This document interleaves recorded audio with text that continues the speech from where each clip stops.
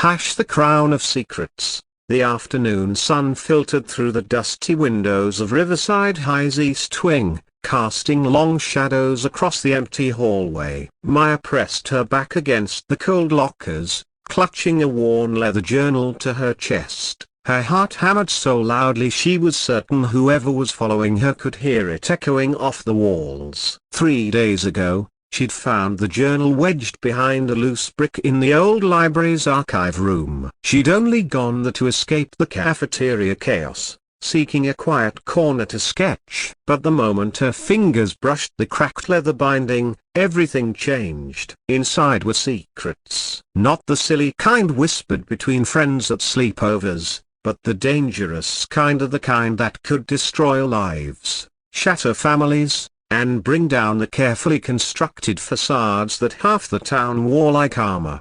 Maya had recognized the handwriting immediately. It belonged to her grandmother, Eleanor Chen, who had been the school's librarian for 30 years before her death last spring. But these weren't book recommendations or overdue notices. These were confessions, observations, pieces of truth her grandmother had collected over decades like a curator in a museum of human frailty.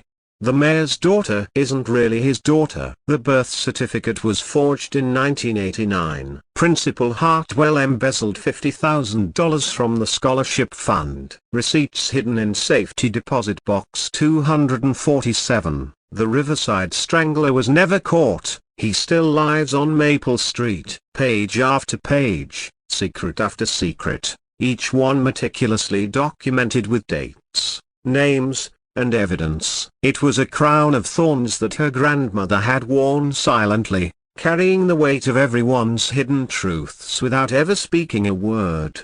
And now Maya held that crown. "I know you have it." The voice made her jump. Ethan Morrison stepped out from the shadows of the science lab doorway, his usual easy smile replaced by something harder, more desperate. He was senior class president, captain of the debate team, destined for Harvard according to everyone who mattered. He was also, Maya had recently learned from page 73 of the journal, cheating his way though with stolen test answers and an elaborate scheme involving the vice principal's son.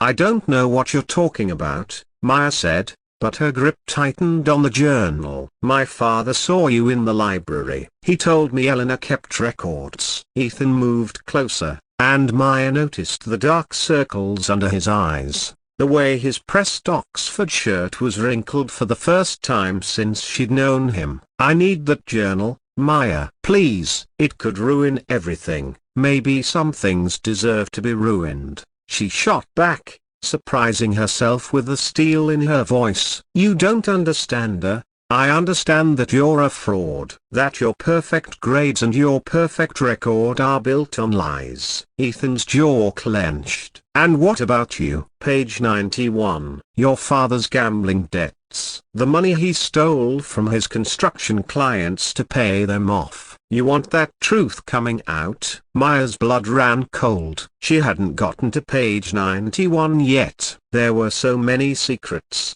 She'd only scratched the surface, drawn to the entries about people she knew, people whose masks she'd watched them wear every day without knowing what lay beneath.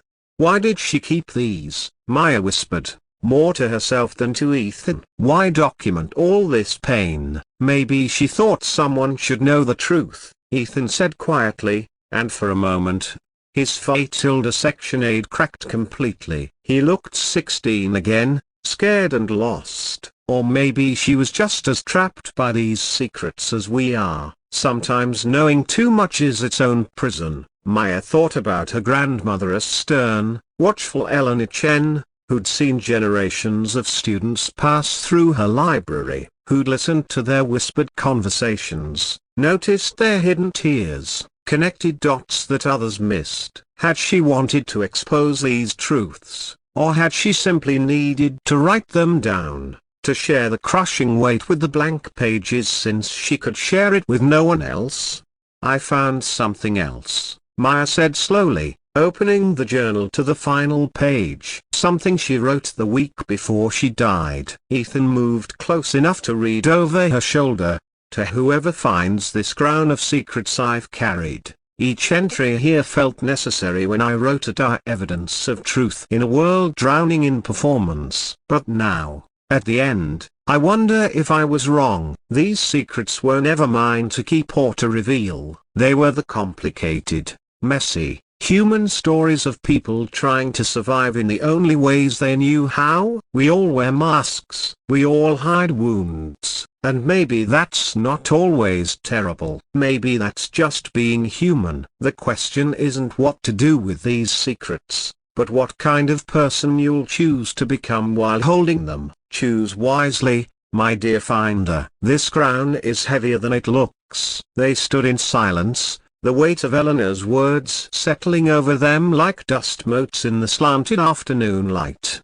What are you going to do with it? Ethan finally asked, his voice barely audible. Maya looked down at the journal, at the crown of secrets that had passed from her grandmother's hands to hers. She thought about exposure and justice, about truth and consequences. She thought about her father, desperate and ashamed, trying to dig himself out of a hole. About Ethan, terrified of losing his future. About all the other people in these pages, carrying their burdens, making their mistakes, living their complicated lives. She thought about what it meant to have power, and what it meant to choose mercy. I'm going to burn it, she said finally, all of it. Ethan's eyes widened. But your father, will have to face his mistakes on his own terms, if and when that day comes. Same as yours. Same as everyone's. Maya closed the journal firmly. My grandmother carried this crown until it killed her. I'm not going to let it kill me too, and I'm not going to use it to play God with other people's lives. Just like that, you're going to destroy evidence of actual crimes? Maya met his gaze steadily. I'm going to destroy a weapon. What people do with their secrets after that is their own choice. But I won't be the one forcing their hand. She walked past him,